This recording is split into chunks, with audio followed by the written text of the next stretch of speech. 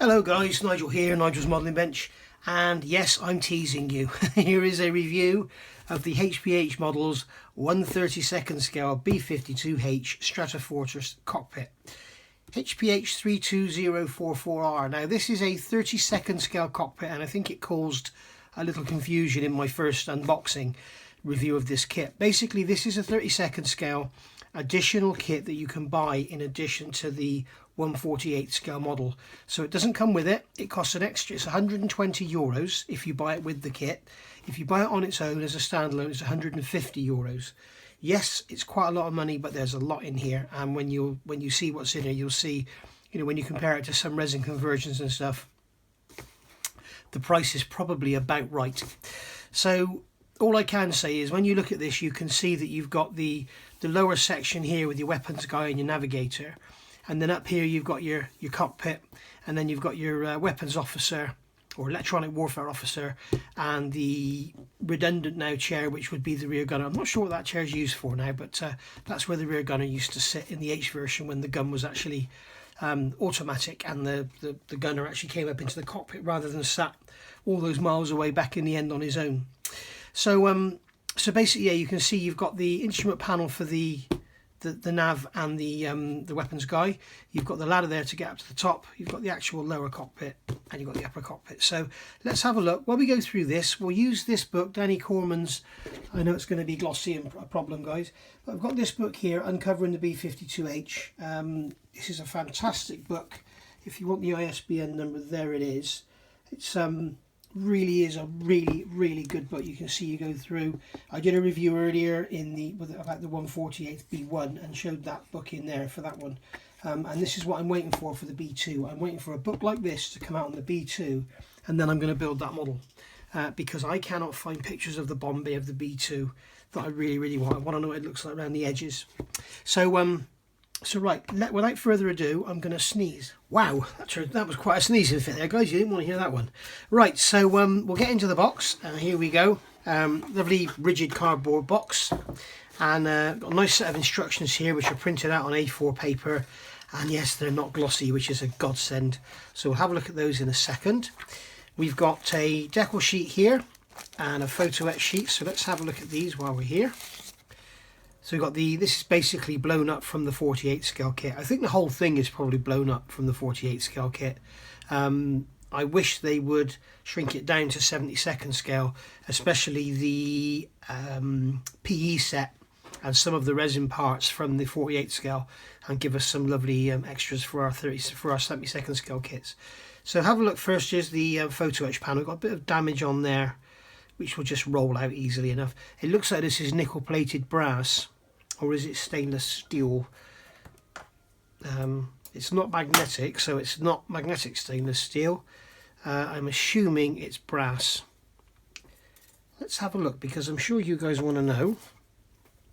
And I also did get someone raise a point with me. Yes, it's brass. You can see under there. Go through there. So, oh no, it may be nickel silver. It could be this nickel silver, so we shall see. But anyway, we'll give you a close-up look at this. So you've got the instrument panel there, which is beautifully etched, and obviously you've got the decal here to go in behind it. So let's have a look what that's going to look like. There we go. And what I should probably do here is like they do with the air scale. If you haven't done any air scale instrument panels, they're absolutely gorgeous. What they do is put a piece of acetate between the instrument panel and the decal, and then you get that look of glass on there, which is really nice. And then in these areas here, if these are non-reflective screens, then you could just put some semi-gloss varnish in there. But failing that, you can go in afterwards with a drop of varnish and drop in each one, but the acetate does look a lot better, because when you use the varnish you tend to get like a kind of concave shape, which doesn't look very realistic at all. And then you've got this other option on here, which is the open screen, so I'm assuming that's going to be for you to light the instrument panel up if you want to. So that's the instrument panel. Then you've got some other boxes and bits and pieces. Got some handles here, some grab handles there. I'm assuming these are fittings. I haven't looked through this at all. We've got belt buckles there, which is lovely. Got 5 lots, so we've got the 4 seats up top. Hang on, no, we've got more than 5 lots. 10 lots. Yeah, we've got 10 lots of seat belts there, so 10 pairs. Don't know why there should be more than that. Anyway, we'll get there in a minute. We've got some grating there. We've got the protective bars that go around the front of the electronics units. I'm assuming these are ejector grab handles, just some rudder pedals here. Very, very nice indeed. Very beautifully etched. And then my favourite HGW seat belts. Really, really nice. And there we go. So that's that all taken care of. I'm going to put this back in here so none of it gets damaged, because the decal doesn't have a protective film on the front. So we'll put that over there. And then we'll have a look in the instruction manual. So let's get this box out of the way. Okay, so we can see on the front of the instruction leaflet here, we've got our HGW call out for our belts on how we're going to make them up. We've got the same picture as you've got on the front of the box here. We've got some health and safety stuff, and we're talking about using super glue and our epoxy glue, which I talked about before. So basically flipping over here, we've got our this is our parts call out. This is the photo etch and the decals and the seat belts. Colour call outs for our paints. They're only calling out MRP in this one, so they're not calling out AK, just the MRP. And these are the new type of MRP bottles. You can see this is the old type with a screw cap, which is much superior to this. So if you stock up on your MRP paints, if you get these, keep your old bottles and put the paint in them, because these dispensers on top of here are not very good at all. Although I do think the paint is absolutely awesome, and you can get your MRP paints from this guy here, Premium Hobbies, if you're in the UK, down in Weston-super-Mare. And if you use my code of NMB10, that's Nigel's Modelling Bench 10, NMB10, you'll get a 10% discount off of everything, even if it's already at a sale price. So he's your guy for MRP. So there we go, that's all your colour call outs for MRP paints. They also will stick very, very well to the resin, because they're a lacquer paint, so they stink, but by God are they good, and their tire black is just awesome.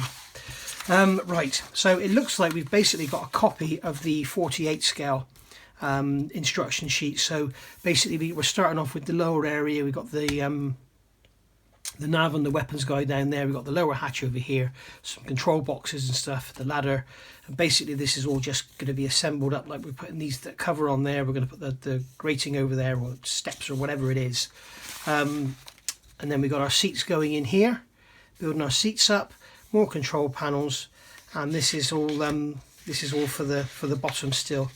So this is the lower deck underneath the cockpit. And then over the page, still working on the lower area, adding in the hatch and everything there. And then we're going to start with our PE detail. And if you remember, this is exactly the same. It is just a scaled up version. So more PE here. So we've got some brackets going on the seats. We've got grab handles there, ejection handles there. We've got our folded up shelf. Some more shelves around here, another piece there. These are the railings that go around the front of the radios to protect the knobs. And there we go. And then here we are, we can see it painted. And that's looking lovely. I'll give you a close-up on that so you can see that nicely. So the seats, which are really impressive. And then there's the actual lower area completed. Another shot of it there. Then there's that control panel on the side. It looks like they've added cables and stuff to this one, which would be easy in this scale because it's so big. And I think also this one will lend itself very well to the decals from Anis. If you go to anis.io, he does all the cables and the fittings and everything. And get in touch with Tom. He'll sort you out. So here we go. We've got this is the main cockpit. Now we got the main floor. The actual floor where the seats go, the instrument panel here, and then we've got a rear bulkhead, we've got the rear seats, front seats, and then we've got controls and everything in here. So yeah, basically it is the same as the 48 scale. So we've got some putting our boxes together here to build up in the side. We've got the bunk there. There is a piece missing from here. There's I did notice in this book there is like an air duct or something that goes up over the top. Where did I see it? Here you go. We've got like an air duct or something. I've got to stand up, make sure it's not all glossed out. We've got this air duct here. You can see there's the benches down there, the bunk. The bunk is here. You can see at the top here, there's the start of that air duct. It's here. So the bunk is down here where my thumb is, and that's not included. So something you might want to add. And there's the jump seat there. So yeah, that's missing. That should be up here, or here, I think. So doing the rear panel there, not a lot of stuff to add really. A lot of the detail is already just moulded into the resin. And then we're adding all our photo etch parts. We've got a box there, we've got all our levers, side consoles, ejector handles and everything. Really, really nice. And also a great subject if you want to make real scale detailed cockpit for your 72nd scale, then this would be something nice to copy. So yeah, we've got rudder pedals going in there, another box over here. So there's all the handles and grab handles for the ejector seats and everything. And then again, we've got this all painted up. You can see that there, how that looks. Really, really nice. And there it is assembled. All I can say is I hope they do a fiberglass nose section to put this in. So here's the box of parts. This is how it comes. It's wrapped in bubble wrap. I haven't opened any of this. So there you go. You've got your parts in bags, all wrapped in bubble wrap. So I'm going to put it over here, and we'll get the bags out, and we'll have a leak. This is one big bag of side consoles. And we can basically tell that if they've got a radius on them, I think they're going to be for the upper deck. So there we go. So this is going to be for the upper deck, I believe, or is this for the lower? Let's just have a look at the parts. It doesn't matter where they go, they're beautiful. So you can see on there we've got some beautifully cast resin with all your unions on the front. I'm not sure if that's bubbles. I think we've got a couple of some very tiny bubbles on the edge of those nuts, but we're not going to worry about that. But in here you can see, mark all the centres, drill them out, put all your pipes in, all your cables. If you go to Anise.io, he's got all the braided cabling and all the colours you could ever wish for. So there's that panel there. And then this panel here is just all your closed over boxes, and then you've got some air vents there. And then here's another box with your something round, whatever that is, on there. And then you've got your controls and everything in there. So I'm assuming this, yeah, this is the lower cockpit area. So let's have a look in our book and see about the accuracy. Oh dear, I've got it marked, but I can't find the... So where are we going? We've got the front cockpit, and then we've got the radar nav station here. So looking down, looking at the sides, can't really make it out. We'll have a look at it later. But basically, yeah, we've got all that beautiful detail there. Again, draw these out, put the cables in, and they're going to look absolutely stunning. So really, really nice. We've got another bag here. Again, as we always say in these reviews, these little bits and pieces you see lying in here, little bits and pieces of what you may consider to be flash, don't ever throw them away. That could be a part there, so always put it back in the bag. I think in this case it is bits of flash from this. The way HpH, sorry, the way HpH do this, they've just had a bit of a knock. If you go to Will Patterson's channel, he's done an HpH engine review, which looks like a lovely engine to me, but he doesn't seem too keen on it.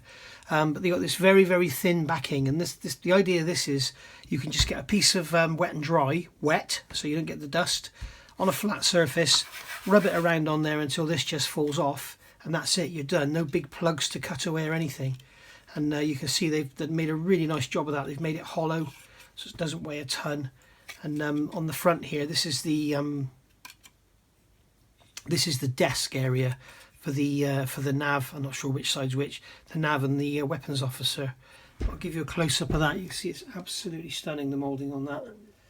You know, give that some paint, some really, really careful painting. Get some of those Anise decals on there, and that's going to look absolutely stunning. We've even got the sort of convex screens on the monitors there. Look, really, really nice, beautiful. And then we've got this is the upper rear station now. So lucky that's not snapped off, that lever. Again, we've got this thin I was going to say photo etch, there we've got this thin resin on the back, but again we've got the beautifully made out display. I don't know how they've managed this, because every photo I've seen this is always covered up, because obviously they don't want the enemy to see what's on there. I think they cover it up when it's because they've got writing all over it to see what frequencies they're using. So yeah, basically that's the old gunner's station. I'm not sure if that's what the gunner would have had, or if that's a replacement of electronics, because the gun's gone now. But yeah, really nice, very cleanly moulded. As I say again, get those in these decals on there, it's going to look stunning. So this is the rear bulkhead for the lower section. So these parts here we're going to fit into there. So that's when you've got the plug off, that's going to go into there. And this is the door here that goes into the bomb bay. And they have to, well, it goes into the undercarriage bay first and then the bomb bay. And apparently I was watching the documentary, and sometimes they do actually have to go in and have a look to make sure all the bombs are gone. So not like in the old days of World War II where they had the holes to look through. So here we've got the floor. Now this is the main cockpit floor for the guys, for the main cockpit for the pilot and the co-pilot. So we've got some lovely detail on there with the where the control columns and that are going to go, and then the pedals are going to sit next to there. And then here's the floor for the lower deck, and we've got the insides of the actual insides of the escape hatches there. Remember, these guys have got downward facing ejector seats. They eject downwards, that must be some ride, or they can stand back, eject the seats and then bail out through the holes, which might have been the preferred option, I think. I don't know if I'd like to go on one of them. And then we've got, this is the access hatch here. You're going to pop that through, and then you've got your nice little drum there. You've got your access hatch for this is where they climb up through and then up the ladder onto this deck here. So yeah, lovely rivet detail in that on that floor, you can see. Very nice indeed. And then finally we've got here this is the floor that's going to go behind this. So this is going to sit in here, I guess, and that is where they could climb up through. I'm thinking, well, no, this is the rear. This is the rear floor. So basically the rear, I'm trying to think of the weapon, electronic warfare officer, EWO sits here, that's right. So basically that's going to go, so that's going to sit in that groove in there like that. So that's going to sit like that, and then you've got the forward cockpit area there. So you can see it's going to be quite a substantial size model. Let's give you an idea of size. That's yeah, it's 10 inches long, so it's a big old model. Like I say, a fiberglass nose to slide all this into would be lovely. So you've got all the bits of flash in there, as I say. We'll keep all that. I'm sure this is all just flash, but you never know. You know, little bits like I say, that little lever on there, that little tiny lever there, look, that could be snapped off and you could think that's a bit of scrap, just throw it away. And whereas because it's resin, it will just break off cleanly, and it will be very nice to glue back on. It's not like plastic where it sort of stretches and then snaps, it just breaks off. So drop of super glue, glue it back together. So if we see any resin parts that are broken, we're not going to worry about it at all, because it happens. Some companies' packaging is better than others, which prevents the damage. Some companies' packaging is really bad, but whatever, we won't talk about that. So there we go, that's that all sealed up again, and that's going to be safe. I don't want to break that lever off. So that can go back in the box. So then here we've got a bag of smaller bags. So we can tip these out. So we've got another bag of smaller bags. We've got a small bag here. So let's have a look inside what we've got here.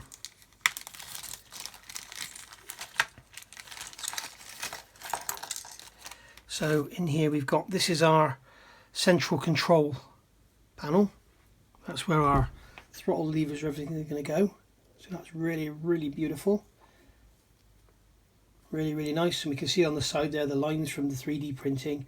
It's nice to see that they're 3D printing their masters and then moulding it in resin, because I would much prefer to use cast resin than 3D printed parts. Okay, so we've got a control yoke here, one of them, and then we've got our rudder pedals down there, and we've got, as we saw earlier in the instructions, we've got the photo etched brass to go on the back of them. Finish them off. They're really beautifully made, really nice. So they can go back in the bag. I'll have to go through all this later and make sure I've got all the parts. Some piping or something there. Here's one of our side consoles. You can see on the bottom there we've got a lever. Which is lovely. Little switch gear or something on the side there. And then we've got the other side there, which is basically a mirror of that. And then here's a control box. You see again on here we've got some beautiful rivet detail and stuff. Another piece of pipework or whatever it is. We've got the trim wheel there by the look of it. Beautifully done. And then we've got another trim wheel there, which looks like it's either got a bubble in it or it's a step that's supposed to be there.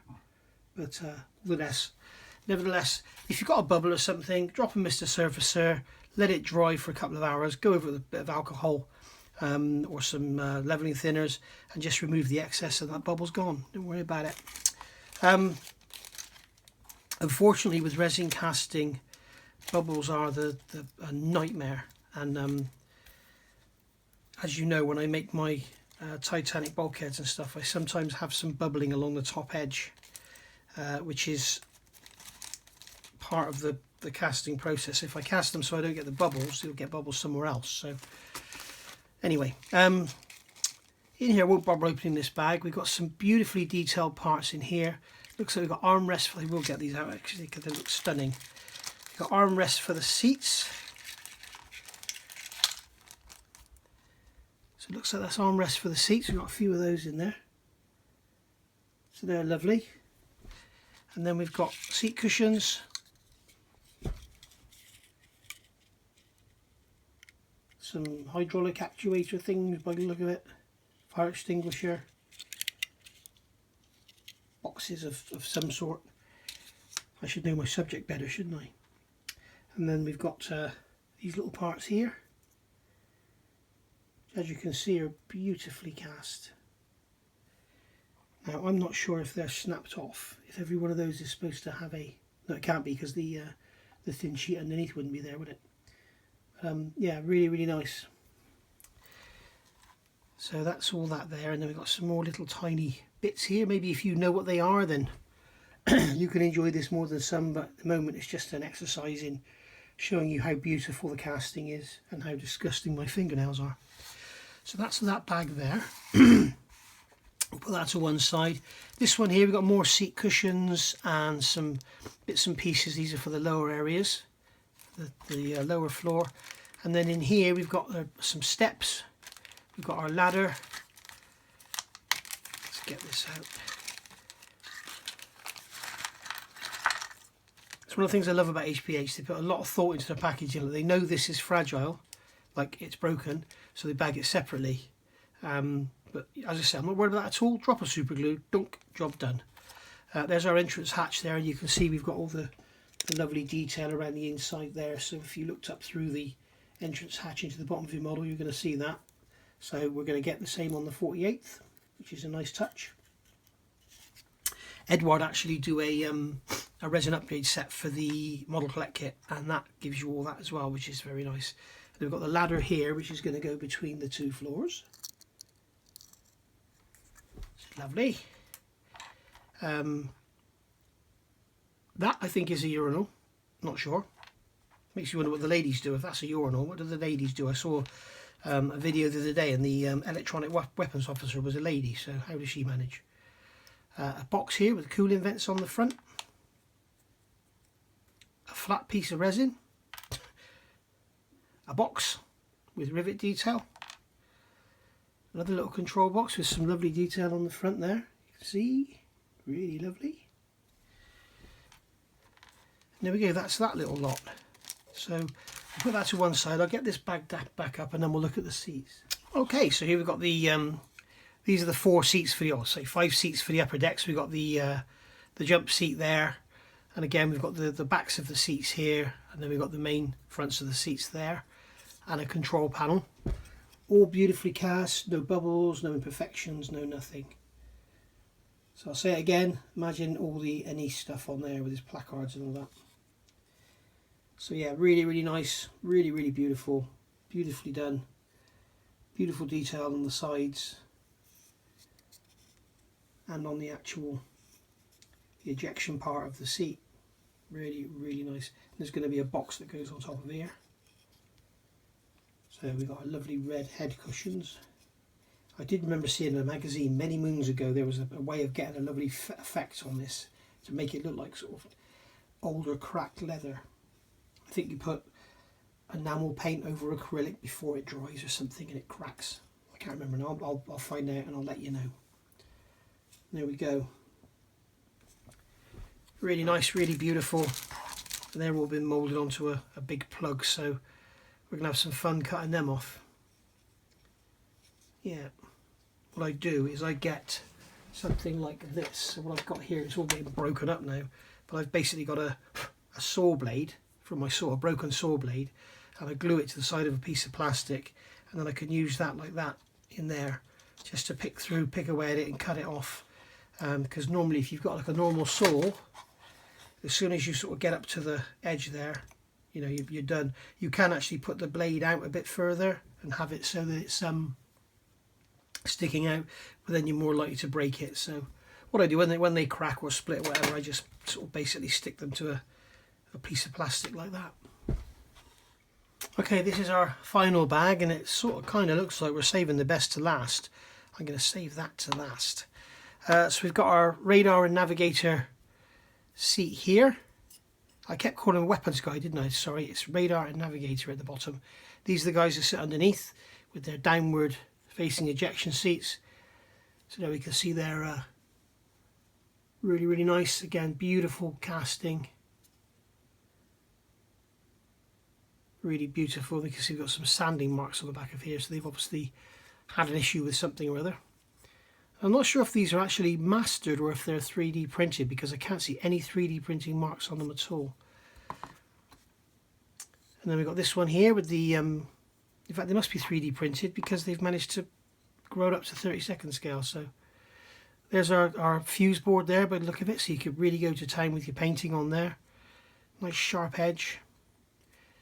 Little control panel there, nothing's been forgotten. This is the area that goes over the bunk, so that's going to slot into there like so. Slightly too large, it wants to clip in, it'll stay there on its own I think. So basically, yeah, that's going to go in like that, and then the bunk goes in here. I did actually read in the Danny Corman book that the bunk is often used for spare parachutes and their equipment, so if you want to have a lay down, forget it, I guess you have to lay on the floor. So there we go, more boxes there with all the removable covers on the front. And that's basically going to sit in there like that. And that's going to go over the top like that. So you could actually add some life to this and put some pilots in here. Instrument panel, looking very nice. I did actually notice on Jared's model, he had a bit of damage here. So but that'll be easy enough to repair. Again, being resin, it's so forgiving to repair. And then yeah, you've got your photo etch panel going to go on the front of there. The combing on here. I've noticed on some of the B-52s, I'm sure there's going to be B-52 aficionados out there can tell me, I've noticed some of them have like a translucent blue cover over here. What's that all about? Can you please tell me? I'd love to know why they would have a translucent blue cover over there. I mean, I guess it could be to stop the sun reflecting off the instruments, but I don't know, surely they would have had some visors in the cockpit. And then this I'm going to save till last because I think this is probably the nicest part. So we've got here, these are the side panels for the radar and nav, I think. And then this is a cover that goes over the front of one of those boxes downstairs. And then this is the actual entrance and leaving hatch with the ladder on there, and that is stunning. It's beautiful, really nice. You can go to town with that, with your chipping and everything all around the edges and stuff, and then you can do you paint your camouflage colour on the outside if you want to. detail on there is just simply breathtaking. Really, really nice. Look at that.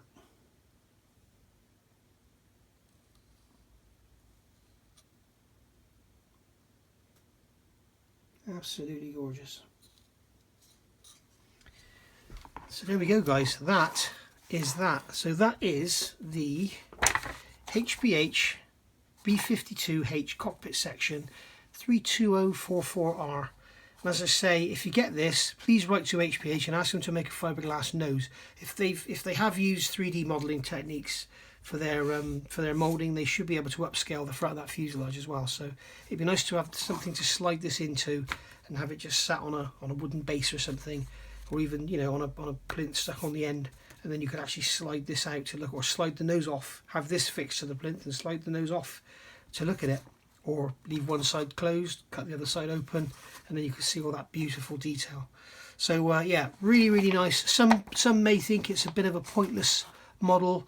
If you're a B-52 fan like I am, then I think it's worth every penny. Yes, it's expensive, but think about it, you know, all the work that's gone into mastering this and tooling this up and everything. They're probably not going to sell very many, and that's what they've got to consider when they price stuff. You know, I mean, I'm working on these B-52 noses. There's probably 25 hours work in there, and even if you do £10 an hour, 250 quid I've got to get back just from, you know, from the time in doing this, if I'm running this as a business, which I'm not. So you got to think about the time they put into this and the time they have to get their money back somehow. So anyway, I'm waffling again. I'll put waffle in the title because there's something I seem to be really, really good at lately. Those seats do look gorgeous, don't they? They really do. So anyway, I will find out about how to do this cracking technique. I have done it and wrote it down somewhere, but it's that somewhere. Where is somewhere? So anyway, I'll see you all soon, guys. Thanks for watching. Hope you've enjoyed it. And I think tomorrow I'll stop teasing you and I'll do some reviews on the proper 48 scale kit parts. Oh, and yes, I've got a new cutting mat. Still in the plastic. So we'll start using that soon. Thanks for watching, guys. Bye for now.